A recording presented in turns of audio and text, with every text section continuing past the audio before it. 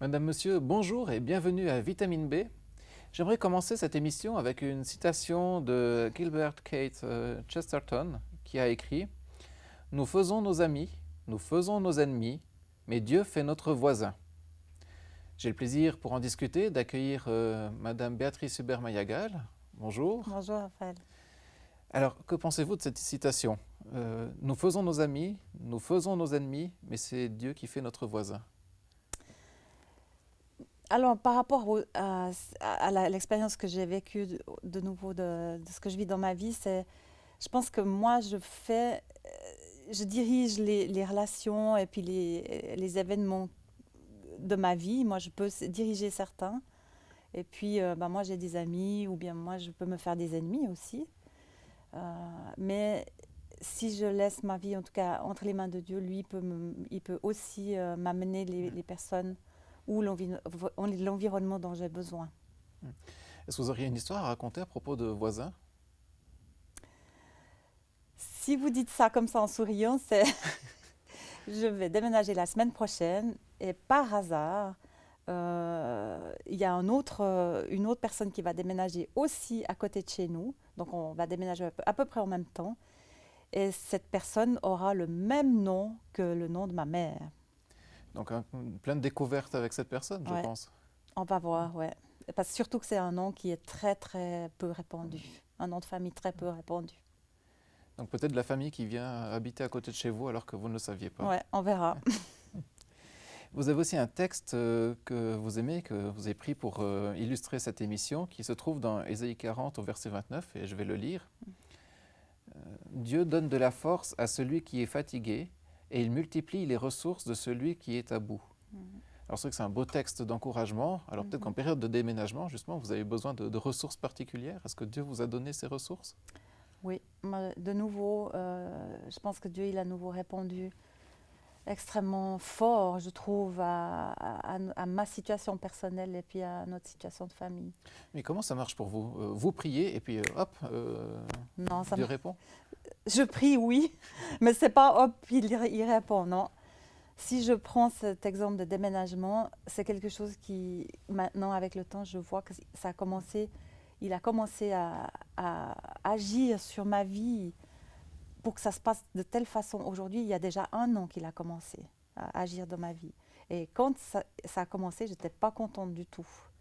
C'est-à-dire? Parce qu'il y a 1 année en arrière, le responsable nous avait demandé dans quel bureau dans le canton on voulait aller travailler. Et moi, j'avais choisi un bureau et il ne m'a pas mis là. Il ne m'a pas mis dans ce bureau-là. Et en fait, heureusement, donc évidemment qu'à l'époque, j'étais très fâchée, je n'étais pas contente. Mais au jour d'aujourd'hui, heureusement, parce que ça m'aurait compliqué énormément les trajets. Et d'autre part, on déménage dans un endroit qui nous plaît beaucoup. Et puis la deuxième chose, c'est que ce qui n'était pas du tout prévu l'année passée, c'est que je change aussi de travail qui est à 2 kilomètres de où on va habiter. Donc, ça veut dire que quand Dieu met les choses en place, ce n'est pas simplement des choses qui s'imbriquent positivement, mais il peut aussi y avoir des éléments négatifs, En tout cas, moi, je l'ai pris ou comme qu'on ça. perçoit Ouais, négativement. je l'ai pris comme ça. Parce que l'année passée, je me souviens très bien que je n'étais pas contente. Et je lui ai dit à Dieu, je lui ai dit aussi, tu sauras que je ne suis pas contente de la décision de mon responsable. Mais je lui ai aussi dit, j'accepte. Ma foi, c'est comme ça, j'accepte ça pendant un temps. Puis j'attends de voir ce que tu me réserves. Et puis maintenant, en tout cas, pour cet épisode-là de ma vie, je vois ce qu'il m'a réservé. C'est que je vais aller habiter dans un endroit qu'on a vraiment choisi toute la famille et j'aurai un travail à côté. Et Béatrice Hubert-Mayagal, qu'est-ce qui fait que vous ne dites pas à Dieu finalement, mais voilà, ça ne se passe pas comme j'aimerais, c'est quelque chose de difficile. Dieu, écoute, là je fais une pause avec toi. Est-ce que vous avez déjà eu cette idée une fois ou... Alors j'ai des doutes, j'ai des moments où j'ai des doutes. Je me dis, mais c'est vrai, est-ce que tu existes, etc. Mais chaque fois que j'ai des doutes comme ça, en tout cas depuis le moment où j'ai dit que j'avais choisi de croire en Jésus qui m'a sauvé, qui est mort pour moi pour me sauver, depuis ce moment-là, oui, il y a des allers et retours vers Dieu, mais chaque fois je me dis, j'ai choisi de croire, je continue à croire. Et je me réfère à ces textes bibliques. J'ai des textes comme ça que j'aime beaucoup aller voir, parce qu'à chaque fois, je retrouve les mots que moi j'utilise quand je parle. Mhm. Et puis ça me parle bien, justement. Je sens que, j'entends que là, Dieu, il me parle. Et puis il m'entend. Donc Dieu vous parle, vous parlez aussi à Dieu. Ouais. Comment vous faites pour les prières? Alors j'ai des prières que je fais toute seule à la maison. Et puis il y a Vous aussi... prenez un temps, vous ouvrez la Bible, allumez une bougie, vous vous agenouillez? Ou bien est-ce que la prière pour Très vous, peu comme ça. Très peu comme ça. c'est pas aussi formel que ça? C'est pas aussi formel que ça. C'est souvent vraiment... il y a des moments où je me retire toute seule. Par exemple, alors à ce moment-là, je vais à la montagne. Puis là, je vais toute seule. Mes moments de prière vraiment sont dans la voiture et quand je marche. Mais il y a quand même des temps. Par exemple, je vais à l'église régulièrement. Pas toutes les semaines parce que je n'y arrive pas, mais j'y vais régulièrement. J'ai besoin d'avoir ces moments à l'église. Et il y a aussi, donc ça c'est formel, ça c'est formalisé. Et il y a d'autres moments où, une fois par mois, justement, avec une amie, on a une réunion de prière. Et puis là, on se retrouve à deux pour prier. Et ça aussi, ça c'est un moment formel qui est, en tout cas, qui pour moi est nécessaire Quels aussi. sont les bénéfices de prier à deux? Est-ce que c'est pas aussi s'exposer un peu quand même? Oui, bien, alors bien sûr, mais bon, c'est une personne en qui les deux, on a vraiment une très grande confiance l'une dans l'autre, ça c'est déjà ça. Et puis aussi, c'est quand même sous le regard de Dieu, donc c'est vraiment quelque chose qui est pour moi quand même protégé. Et aussi, le fait que mm, la personne qui est en face de moi verbalise par oral mes demandes, pour moi, c'est important parce que je me dis, c'est que c'est quand même quelque chose qui est juste, Qui est vraiment important. voilà, qui est important, qui a sa raison d'être. C'est un peu comme si l'autre légitime vos pensées et vos requêtes. Ouais, exactement. Mais je pense que quand on est deux, ça donne plus de force aussi que quand on est tout seul à une prière. Est-ce que vous remarquez des différences entre des moments où vous avez prié seul et des moments où vous avez prié à deux pour les réponses? Je pense que les choses très importantes, comme un changement de travail, un changement de lieu de vie, je pense que les réponses, elles sont plus claires quand on le prie à deux, ou disons dans un groupe, que quand je prie toute seule. Souvent, j'amène les choses à Dieu dans une prière individuelle, mais quand c'est des sujets importants, je les dépose aussi dans la réunion de prière.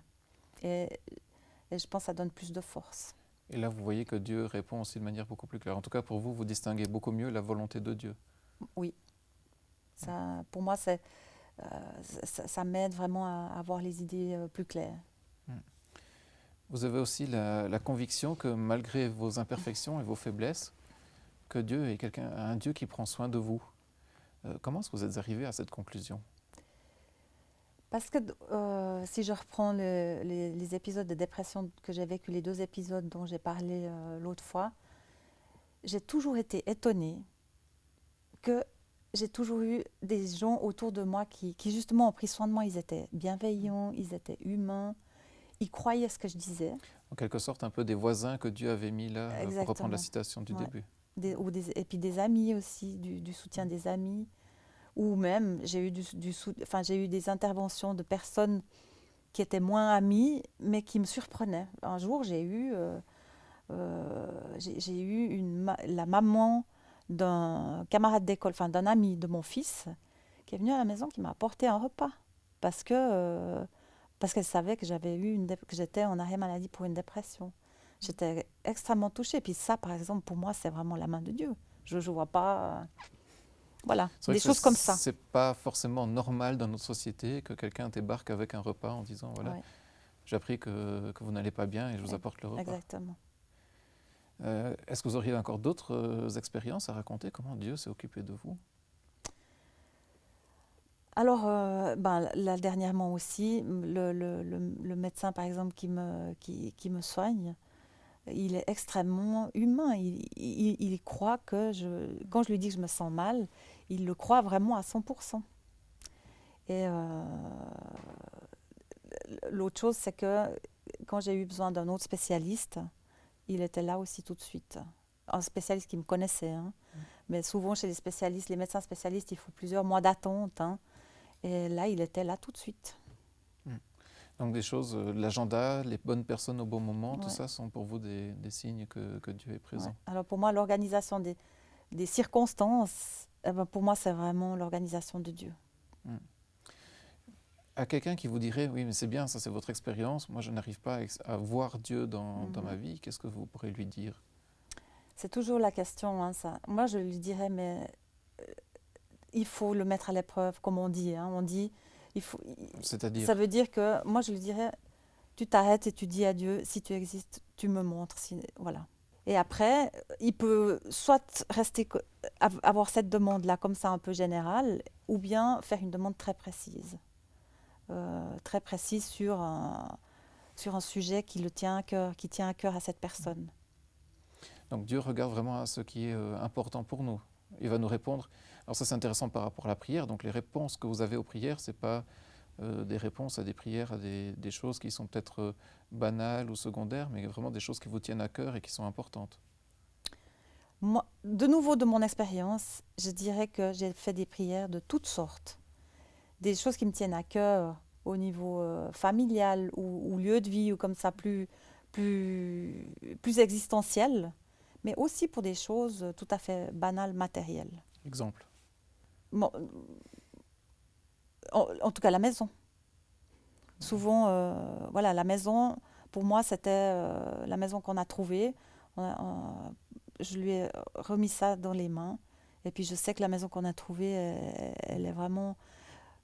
elle est vraiment... Dieu nous a vraiment montré que cette maison était pour nous. Vous n'avez pas peur de mettre certaines conditions à Dieu, parce que vous avez demandé aussi une maison qui était proche de votre lieu de travail, à quelque part. J'ai dit, quand j'ai demandé la maison, quand j'ai mis la maison dans les mains de Dieu, j'ai dit à Dieu, j'aimerais que ça soit plus facile pour mes trajets et puis que ça aille bien pour toute la famille. C'est ce que je lui avais demandé dans la prière. Que mes trajets soient plus faciles, parce que maintenant je travaille à Lausanne, mais que mes trajets soient plus faciles, parce que ça veut dire que je fais à peu près 45 minutes de trajet, et que ça aille bien pour toute la famille aussi. Voilà. Et là, vous arrivez à vous passer de 45 minutes de voiture à 2 minutes à vélo, 5 minutes à vélo. 20 minutes à pied et puis 10 minutes en vélo, ouais. Ce qui est vraiment... pour moi, c'était miraculeux, quoi. Et comme j'ai dit aussi dans l'autre interview, là, dans l'autre entretien, ce qui est le plus époustouflant pour moi, c'est qu'il a commencé à diriger ça depuis une année. Et moi, je n'ai jamais pu dire, ah ben voilà, Dieu va prévoir. Je sais que Dieu prévoit ça, ça et ça. Béatrice Hubert-Mayagal, merci d'avoir partagé cet entretien avec nous, avec tous les téléspectateurs aussi. Ça fait du bien de vous entendre, de voir que Dieu est un Dieu qui est proche de nous, qu'il s'intéresse à nous, un Dieu qui entend nos gémissements. Et chers amis, je vous remercie aussi d'avoir été avec nous. J'espère que cette émission vous aura enrichi et je vous dis à très bientôt pour une prochaine Vitamine B.